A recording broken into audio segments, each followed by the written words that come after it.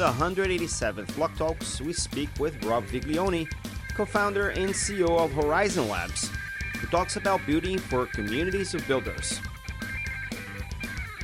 I'm your host, Mauricio Magaldi, and this is Blockdrops, your weekly digest on blockchain for business.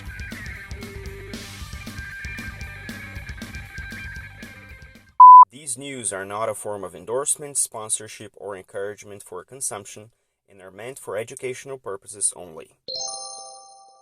All right, everybody, I'm here with Rob Viglione, who's going to tell us who he is and what he does with blockchain.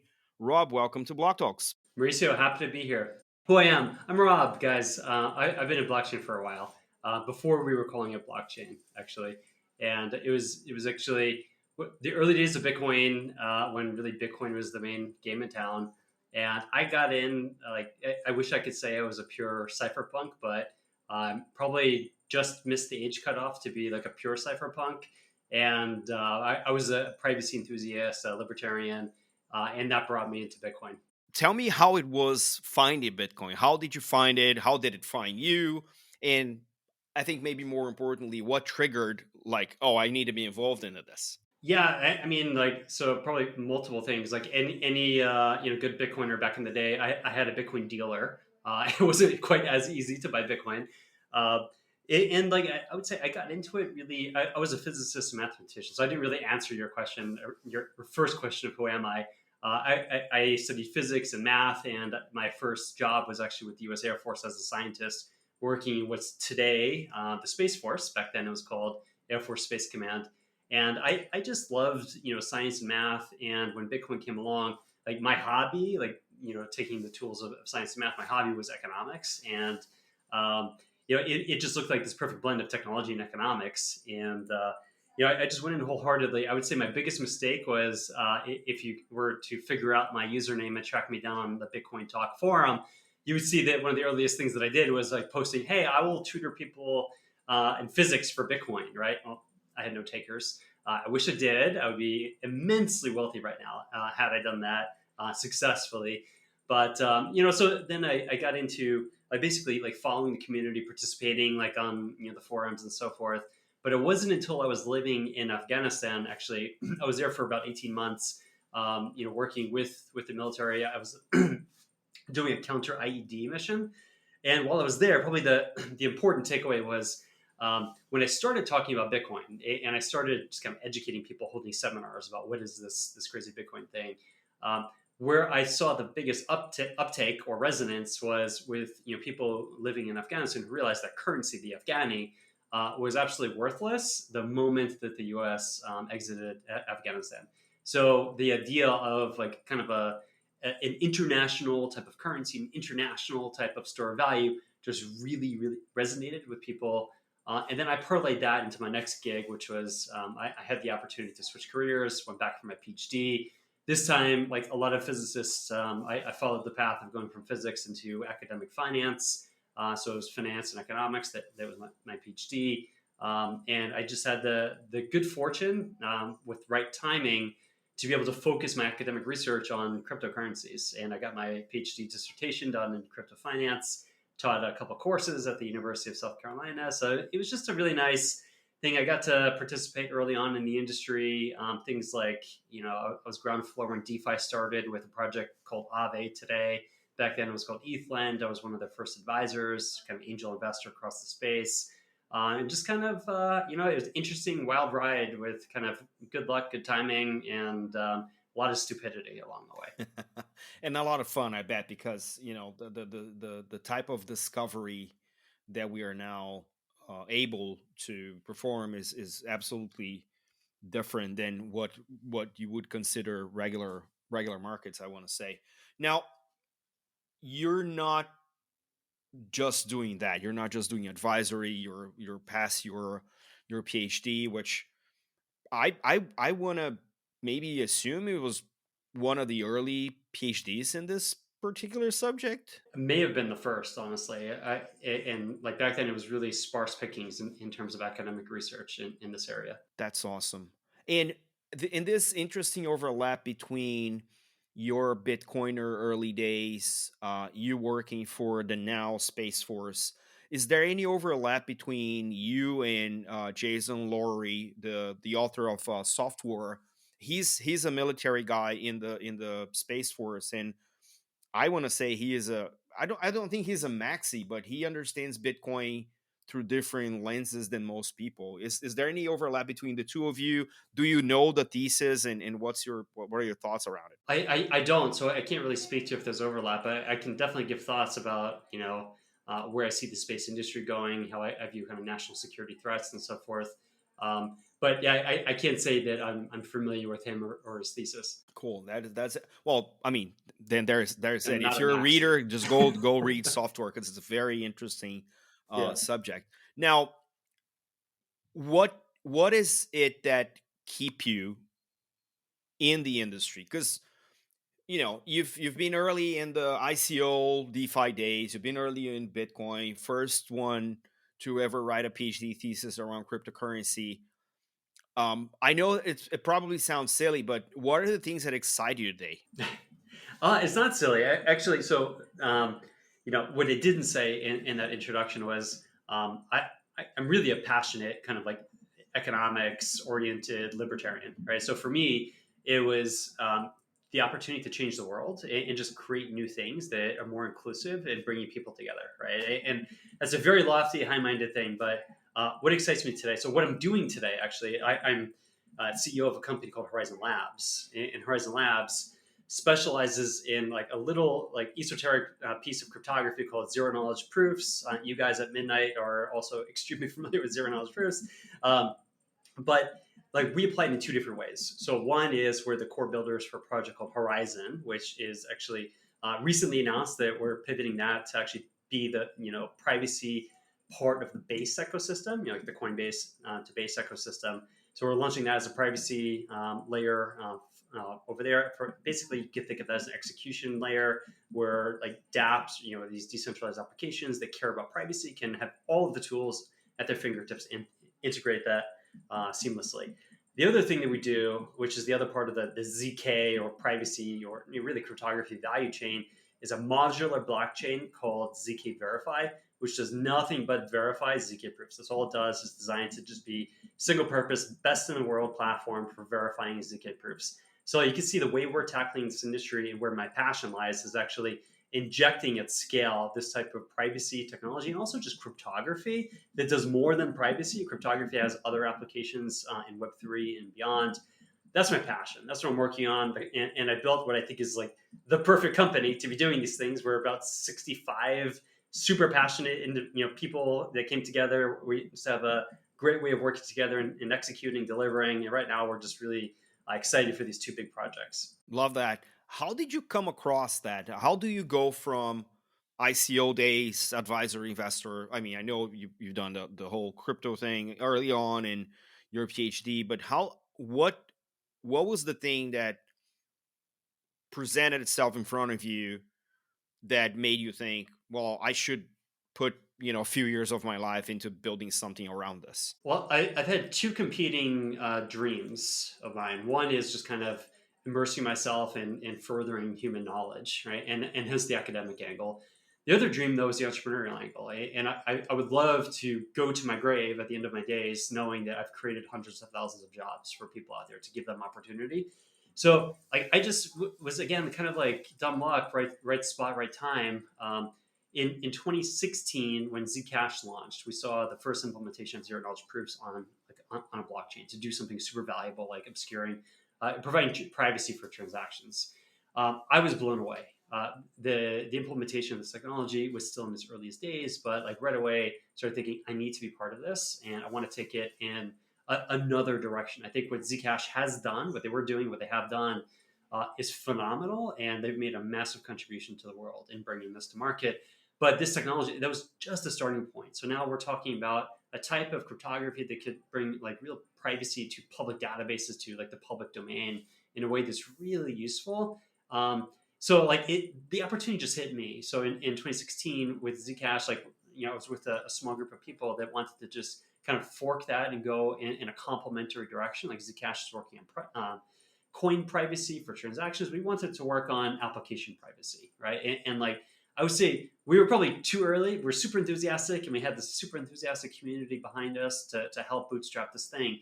But the technology and tools and just even ways of doing things weren't there yet. What I can say though, fast forward all those years from 2017 when we first launched to today, the tech is here. The systems are here. The ecosystems are here, and I could not be more excited. And actually, like, what drives me, like, yeah, I could have probably been on a beach, like whatever it is, like with some good luck, but um, we're at the right time to actually like make a tangible impact in the world. And now seeing the kind of like all of the stars align with the regulatory environment getting more favorable in the US, to the technology maturing, see the ecosystems now being there where people really care about these things. I could not be more excited. I love that angle. Yeah. And in terms of in the entrepreneurial space, uh, there's likely a gap between you being like a PhD student and then becoming a PhD, and then the toolkit that's necessary for you to become an entrepreneur. Um, Obviously, the ability to learn wasn't lost in you because you got the, the PhD. So, what were the things that you had to kind of learn, overcome, and adapt from your you know military background, PhD background, and then into building businesses? What are the necessary bridges you found to adapt and then become someone that actually does that for a living? Yeah, it's a really good question because I was not raised in the Silicon Valley world, right? Of kind of like startup from 0 to 1 type of startup mentality. Um, Even though I was an enthusiast for it and was a voracious reader, but I will say that making all of the mistakes myself, like, and I've made so many mistakes as an entrepreneur, has been the best learning experience. Now you couple that with kind of the kind of academic or kind of intellectual integrity of treating everything like a hypothesis, getting my ego out of the way, and being trying to get as fast to the truth as possible, not just trying to confirm my previous biases, but actually trying to really learn what is the truth and ditch things that aren't working. And you'll see just in kind of the style or the evolution of our business and the projects we work on, we're always evolving. And I think that the evolutionary path sometimes is very kind of like stinking all over the place, but the end result has been pretty phenomenal. And I would say just like the final overlay there, like the foundations that I think I got in the military, and kind of a shout out to other veterans in the industry. You learn how to take a punch, you learn how to get beat up, and you learn how to get right back up into the fight and never give up. And in crypto, that could not be any more valuable. I mean, this is the most valuable thing. The resilience thing, I think, is important because um, you're like the what's Mike Tyson's quote? Everyone has a plan until they get punched in the face or something. I love one of my favorite quotes. Exactly. It is so true. That's why we don't take our plans too seriously. But you have to plan. Like you can't just ad hoc everything. So now, like if you look at how we run our company, we have just extremely structured kind of business pipeline, CRM, and just like a machine that's operating. Our dev team is just a machine. Every 2 weeks, we're delivering software into live environments. Like everything is just rolling right in a coordinated way. But at the same time, you have to be nimble enough where when you realize like 3 months later, okay, this was a mistake. We should have done this. Look at what these guys are doing. The environment's changed. We have to change rapidly as well. Yeah, no, absolutely. The ability to adapt, especially in this industry. I mean, we know. I mean, I hope you also realize that. But if you don't subscribe to this, I would love to hear. Of course, is that it is a narrative-ridden industry more than it is about results, at least for now, right? It is, and I think that that's good and bad. So one of the innovations of our industry, whether we call it this or not, is we basically created ways of funneling capital to new ideas that didn't exist or weren't allowed to exist, a decade ago. Now, what that means is, like there's just completely different environments with different filters, and probably like way too many ideas that get capitalized. Way too much is the reality of it. Now, I'm not, that's a pure guess. I have no idea. Like I have no idea what the actual entrepreneurial hit rates are compared to like traditional angel investing or VC, right? That said, I think like one thing challenge that we always have, you kind of have a commitment challenge with the evolutionary challenge of in this industry, because so much of it is narrative driven, like and not results driven. Some results do matter, but you're like the ability to stay committed to something you say you're going to do and ultimately follow through on it is super important. Now, the contradiction comes with evolution and the fact that things change so rapidly. So I'm always finding myself caught in this like, between a rock and a hard place of, okay, here's a roadmap that we roll out, we say we're going to do, and then 6 months later we realize like what happened with Horizon, by the way. Like we had a Horizon 2.0 roadmap that we got through the DAO process. We were executing on it, and then we had this amazing opportunity come around of we could be the first privacy project on Base. And the Base team wanted us there. And we're like, okay, amazing. Like we loved our previous roadmap, but this is way better. Now I'm going to go out there and I'm going to publicly champion this change. And then like, you get nailed by the community members, and rightfully so. They should hold us accountable. They should nail us, rightfully or wrongly, and to hold us accountable. But at the same time, like as leaders, sometimes you have to get out there and just make the tough call that you have conviction is right, even though you're going to get like nailed by your community for doing it or for changing.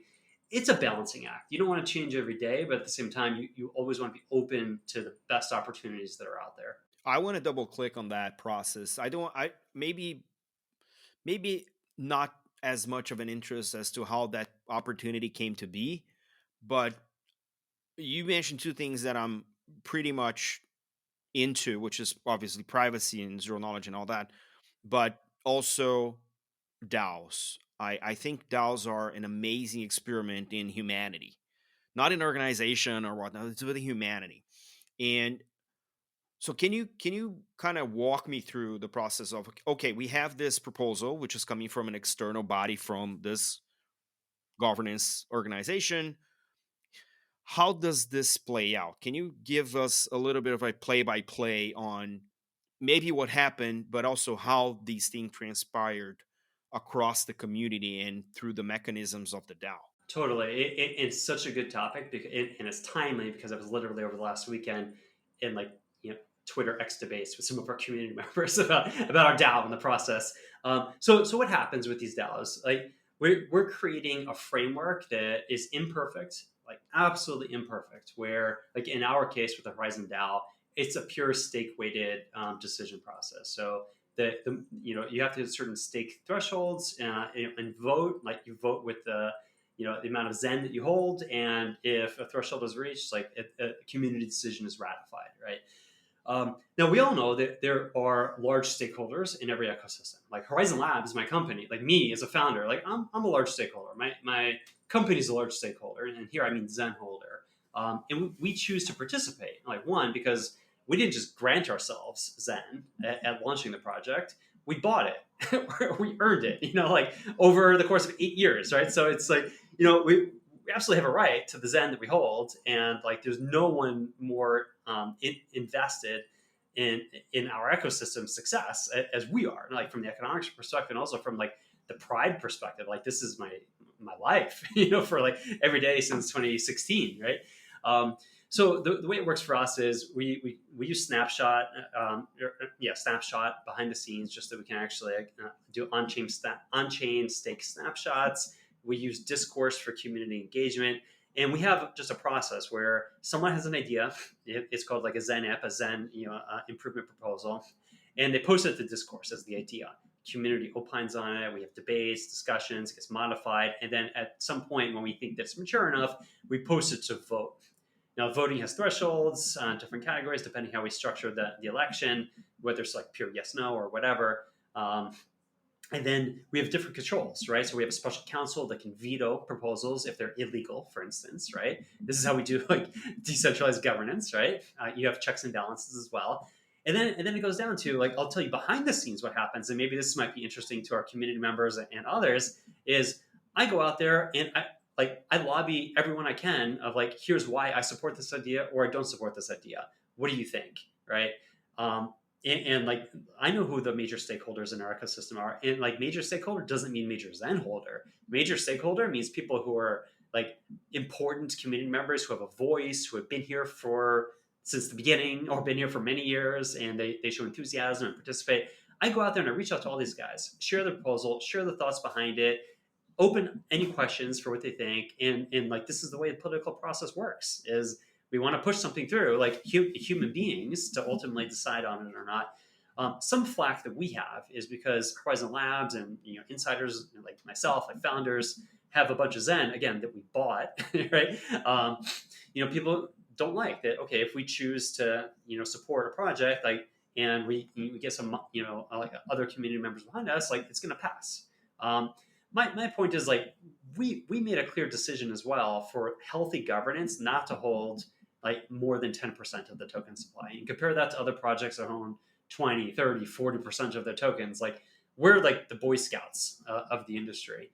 And also, we have internal controls where we're never going to overrule majority sentiment out there. Now, that could sound like a lofty thing. Yeah, take my word for it. But you can look at the voting records of, like all of the proposals that we've put out there have something like 99% pass rates. So, like, everyone with any amount of Zen gets to vote, and we still get like 99% pass rates because we're only proposing things that we know because we've worked with the community and developed with the community people want and are no brainers, like our move over to base. So anyway, guys, like just say it's an imperfect process, but it's a process, which is better than no process. And we're going to improve this thing substantially over time. And I have lots of ideas about where DAOs should evolve so that they could be increasingly representative. We go out there as well, like us as a private organization in the foundation, we're always trying to convince people get out and vote, guys, get out and vote. And we still only have like 10, 15% participation rates of the token supply. So it's like, it's not our fault. Like, but this is absolutely industry standard. You can look at 10% is actually high for industry standard on DAO participation. Yeah, I was gonna say, yeah, yeah. And it's one of my criticisms on the DAO format is the ability of the community to engage substantially. And I think, um, as with any new, I want to say social constructs, um, it takes time for people to understand why it matters, right? Most countries. I'm Brazilian, so you have to go vote. Like there's no like you don't get a pass. You can maybe justify 2 out of 3 elections that you didn't show up, but then you have to go to the freaking notary and just sign that you were not in your city or something. There's all sorts of other mechanisms to kind of enforce that. In a permissionless world, that isn't the case. And maybe what we're learning from running these many DAOs experiments around Web3 is that maybe that's the amount of people in humanity that really care, regardless of the financial or otherwise incentives they may have. So if you can get to like 10, 12% of participation in a community, that is like, is this what is who we are? Right, right. Yeah, and like there's silent stakeholders as well. So like we have institutions that invest in Zen, right? As an example, in large institutions, we have a Grayscale Trust that's sitting on Zen. These institutions are always major stakeholders that we're going to socialize ideas, especially important Zen apps with, before we even put them out there to vote, because we want the feedback. Like even though we could go and like try to push for a vote to happen, even if some of these silent stakeholders that we know because they're an institutional player aren't going to go out there and vote, we still make sure that we're aligned with them, and we're not going to push something that we know that they're against. And just like if you look at our company's voting records or my voting records, it's like waiting till the end of the process to actually see where the community is going. Maybe not all the time, depending how enthusiastic we are on something, but like we're always going to make sure that our vote is consistent with the vast, overwhelming majority of the community, because it makes no sense for us in the short term to pass something through by brute force if the community is largely against it. Like we would lose our community. Yeah, no, I hear you.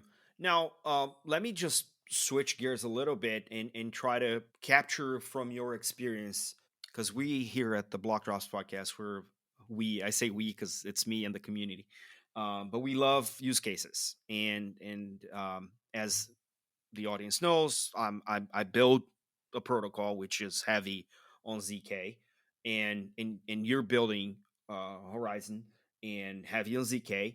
So I would love to hear what are the use cases that got you most excited about, because let me roll back a little bit more. When we started opening up my current project Midnight to the world, we did not foresee the types of builders and we didn't filter them. So I was very much impressed by the gaming community actually stepping in and trying to build on Midnight. Um, I'm not a gamer. I haven't been a gamer for many years, and this has obviously prompted me to go back and rekindle my relationship with the inner gamer that lives somewhere here. Um, but it was delicious in the sense that I was very happy to be wrong. Right? You build something for builders. You don't tell them what to build. They will build incredible things. So I would want to hear from you. What is your experience in building for builders, and what were the use cases that got you, most hyped? I'm a little biased here, and like my academic to early like DeFi experiences. I want to see private DeFi. So to me, that's kind of like the power use case or set of use cases that I'm super excited for, and I think are going to be transformational for the world. Right. So we have a big emphasis there on both the Horizon and the ZK Verify side. We're kind of going big on private DeFi. Also, it makes sense being in the base ecosystem since they're doing so well on the DeFi side. Um, I'd say there are others though. A year ago, I probably wouldn't have been thinking in terms of like corporate databases, but we also have a partner called Space and Time that does state snapshots, like ZK proofs on like state of SQL databases, and then they could generate proof, and then we verify the proof. But it's super exciting there because we're still thinking in picks and shovels terms from that perspective of we want to provide the infrastructure to allow lots of use cases. Like we don't want to be the use case guys. We want to be the enablers of use cases. But invariably, we're just there seeing the use cases evolve. So like the SQL database stuff with space and time is super interesting. The private DeFi stuff I love. Everyone's hyped on AI these days, and I would say that like so are we, but in the sense of I think ZK is going to play a really important role. And the way that I frame this to people is um, in like a post AI world, the marginal cost of content creation drops to zero. Basically, like you can have agents just generating content, any type of content, all the time, continuously. And the provenance of information, provenance of content, like where it comes from, like under what conditions was it produced, under what algorithm, was the right algorithm used, over what data set was it trained, were the participants in the data set actually compensated fairly, right? So there's like so many different things here that are intersections with ZK. So there's this kind of like rich family of use cases around AI and ZK that I'm super pumped about. And as an organization, we have awesome partners that we're working with in that domain. I'd say probably like the use case that kind of surprised me the most that we had some early traction on, which is like a little surprising, was just like a pure cryptography use case, which is like a verifiable random function. People wanted to like prove that the VRF was had a proof generated with it and was properly generating that random output. And you can think of like this is a foundational piece of infrastructure that then feeds into games, feeds into like raffles, feeds into like whatever type of like gambling application you want it to go into. So there's so much. I was just sitting and you step back and like I look at it from like a very humbling perspective, and I know you're on the product side, so you see this every day. Like I'm more excited to see what use cases emerge than just like using my like we have spreadsheets of like dozens and dozens of use cases that we're like actively burning through, looking for partners and like closing sales and stuff. But like sometimes the more gratifying ones where you run a hackathon, you see what happens. Yeah, we do that. We do that a lot. Now, I have to come out and say, Hayao Miyazaki, we got your back, my man. Because we've seen in the last week and a half the surge in the Ghibli style images being, thrown left and right by a certain AI platform, and we know that Studios Ghibli are not being compensated for that. So and Hayao is a just master in his craft and completely against the misappropriation of IP. So we got your back, my man. Looking in terms of trends, I mean, we talked about builders and builders building things we haven't foreseen or expected. What are you looking into more in terms of trends? Not necessarily in the like underlying bits and bobs, but I mean, the fact that you struck this partnership with Base is absolutely an indication, probably a lagging indication of a trend. But what are the ones that you're seeing in terms of the wider blockchain slash crypto slash ZK uh, front that is kind of spiking your interest or prompting you to do a little bit more research, maybe even test the waters in prototyping something? What's I mean, obviously, I don't want you to spill the beans, but what are the things that are interesting to you in the, sorry for the pun, horizon? We get that pun all the time, as you can imagine. It's a good one. Uh, like, I think so. I'm biased again. I've been in the industry long enough where I've seen the ups and downs and ebbs and flows or pendulum swinging of privacy. And you know, it used to be like when we launched, privacy was like such a cool hot thing, and we had a lot of community support for it. And then it turned into like this bad word where you know Tornado Cash was being persecuted, and you had just kind of crackdown delistings of privacy coins and so forth. We've been through that as well, and it sucked, right? Um, I would say though now, and I was just talking to like one large financial institution yesterday that said like, the narrative around what we're doing with like ZK Verify, on ZK and with Horizon is exactly the narrative that they see the world going into next, which is basically as like the regulatory environment, like let's just call the war in crypto in the U.S. is over, right? And that's we should all celebrate. The war in crypto is over. Now we can kind of get down to business and build.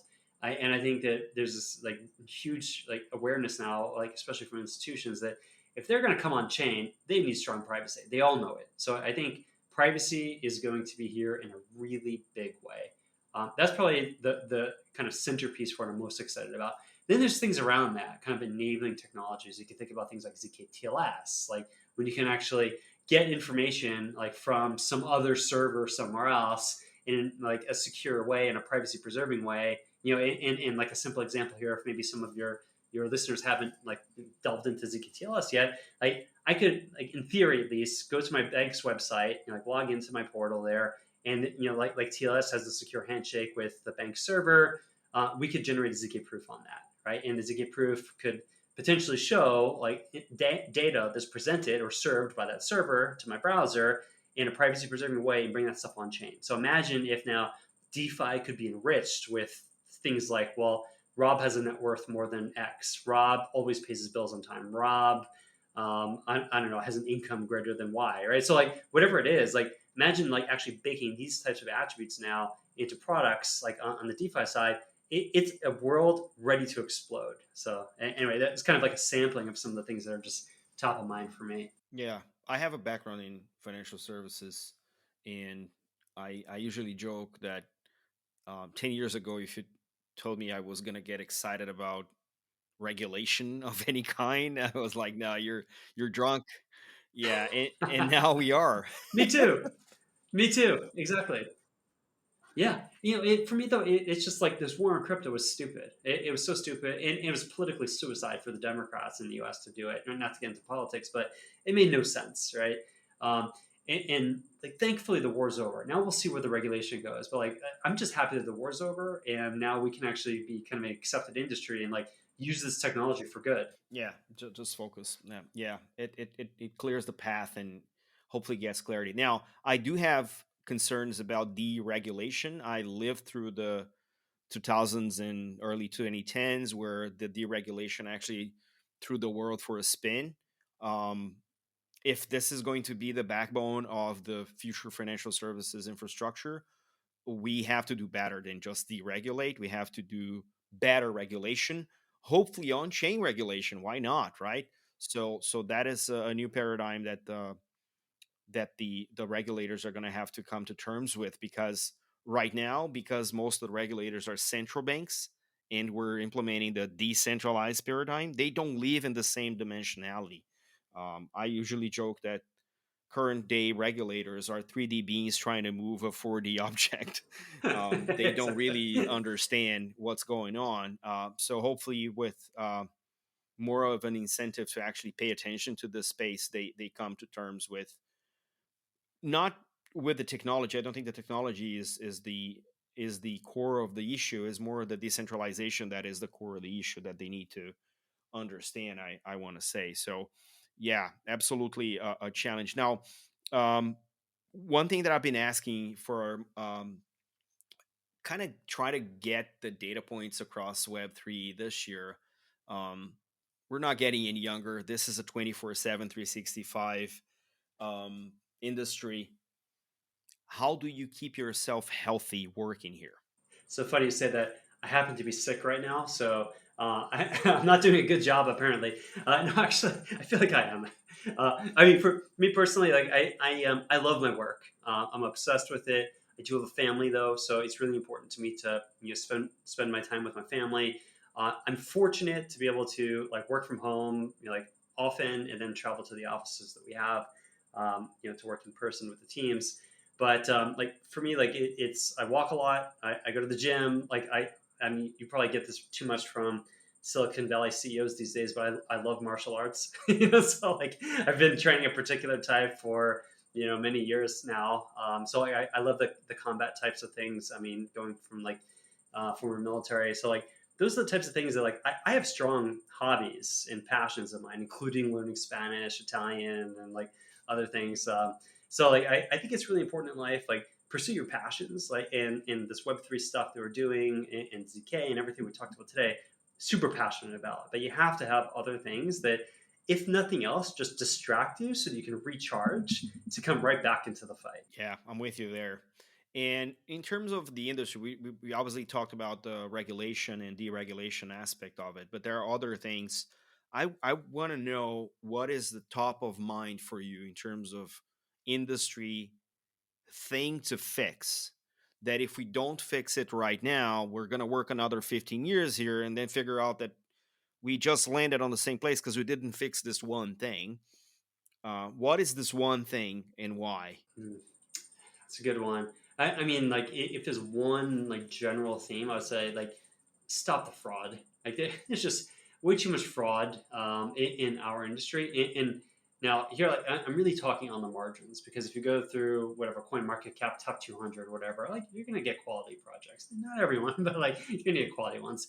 But there's just too many. Like if we're talking like the intersection with regulation, I think that the best and most important thing that regulators could do is to just allow us to be part of the normal types of like economic systems where fraud is a crime and punished, and there are guardrails and frameworks in place that we can try to avoid it to the extent possible, because like the underlying problem in like every industry but especially ours is that there's this huge information asymmetry between the founders of a project and the team working on something and those that participate as community members, as hodlers, or whatever, right?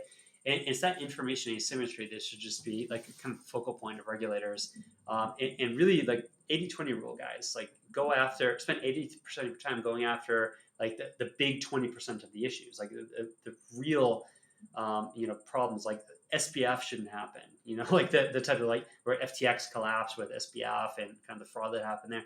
Things like that shouldn't happen. And that was just like a classic organizational failure. It had nothing to do with crypto. Yeah, I had to spend quite a few months of my life explaining to then potential clients and current clients that that was not the blockchain. Yeah, exactly. Exactly. It had nothing to do with blockchain. It was literally there's a reason why they were domiciled in the Bahamas and not the U.S. Right. So it's like if the U.S. weren't waging a war on crypto, you'd have more companies in the U.S. and like regulators could actually regulate to make sure that basic organizational failures like that don't happen. There's a very nice thread from I think it's Brent Harrison, who was the FTX USA CEO, who left when he started seeing the signs of something that he could not articulate as business sound. And he took a while to come into the public eye and actually talk about it. And he did it, I think it was like Q2 of 23, I think. So there, it's a very long and detailed thread of the things that happened, and I was very relieved that someone saw that coming and was able to either fend off or just quit because they could not agree to what. And he was not privy to the details, which was very damning to the entire operation. I still blame this on QuickBooks because that's how they ran the freaking accounting for Alameda, using a personal accounting software or whatever the hell it was. So it's not the blockchain. Is I'm not, by no means I'm implying that the company is a problem. I think it's a problem using the wrong software for the thing. But yeah, it was all set up to fail. So it's a, but I agree that's a big problem, which if the 3D beings trying to move 4D objects come to terms with it, they could actually leverage the very infrastructure to help them prevent this. Exactly. I mean, literally, like blockchains are replicated public databases. Like we can automate a lot of these things and have pure full transparency Yeah, out there. yeah. I see that happening, and I have faith in regulators, as weird as it may sound. I want governments to run on the blockchain. I want to see public finances on blockchain.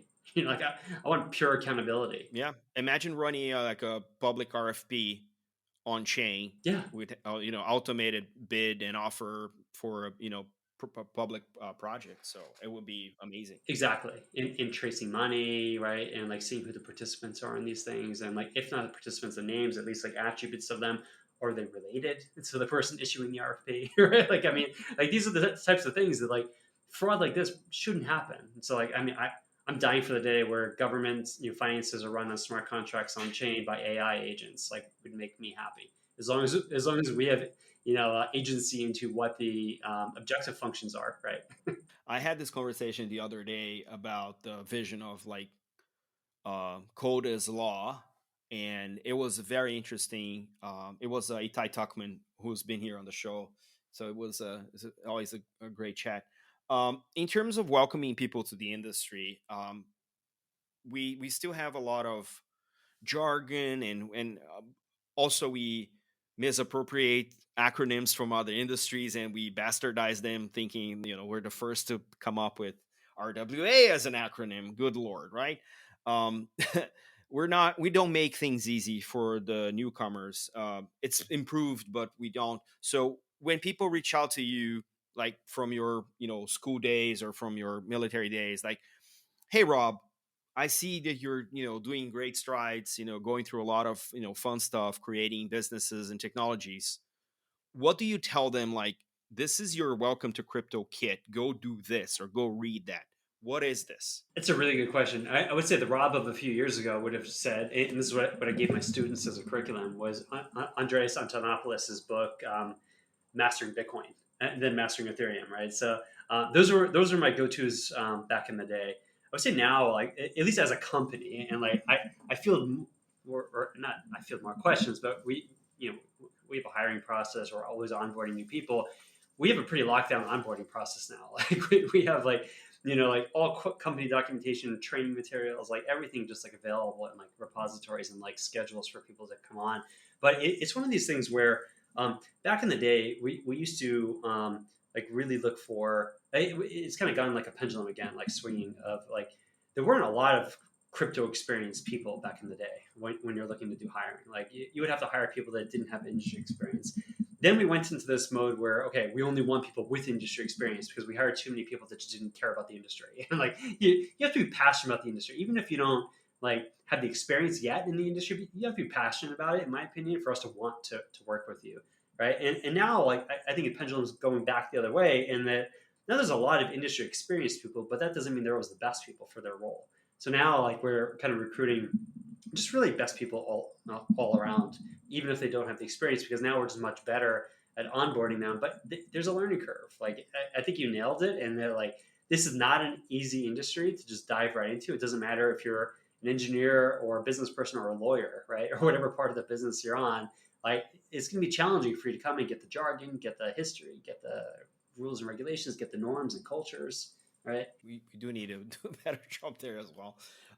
Man, we're about time, but I would love for you to share how people can get in touch with you, with Horizon Labs, learn more about you and the stuff that you do.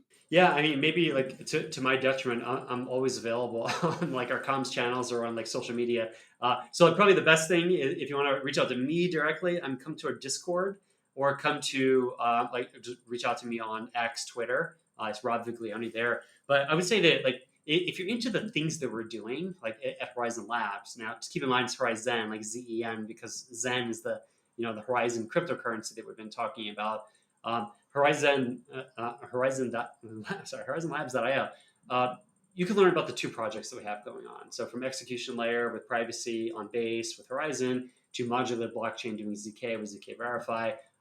happy to hear from you guys. I mean, we actually make it like a big point. It's part of my workflow every day, just to interact with the community. So, we're here for that. Awesome. I love that stance. Man, it was such a pleasure to have you on. Thanks for sharing so much about your background, your passions, and how you keep yourself healthy. And hopefully, we'll bump into each other in a conference somewhere in the world.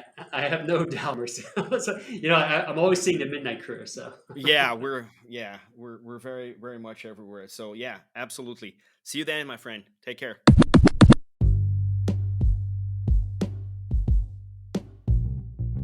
Catch us online. We're on Instagram at BlockDropsPodcast, on Twitter at BlockDropsPod or 0x Mauricio. We're on Lens at blockdrops.lens. We have a newsletter on LinkedIn. Write to us at blockdropspodcast@gmail.com, and you can listen to the Blockdrops podcast at Spotify, iColab, Faberbun Tech, and all of the other major streaming platforms. Yay! Shout out to Rob for bringing such a fresh perspective on entrepreneurship, and also to Anouk Morin for making this conversation possible. Don't forget to leave the ratings on your favorite player and check out the store at blockdropspodcast.xyz. This is all for today. Stay rare, stay weird. LFG.